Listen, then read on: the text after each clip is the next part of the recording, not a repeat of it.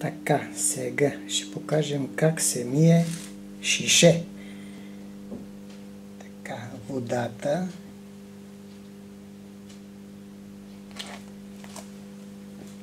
Магнет вентила. И идва в гюзд. Шишетата. Бъстър копче.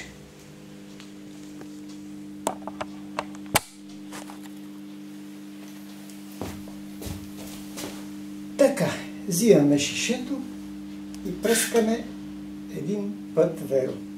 Може и 3 пъти. Престоява 30 секунди, обръщаме и казваме.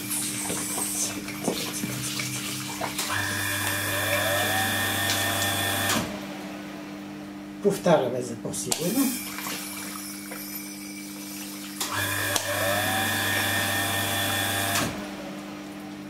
Шишето е готово, може да се налива вино. Буркан за мезето. Пръскаме 2 пъти. Оп! Бъстър копче.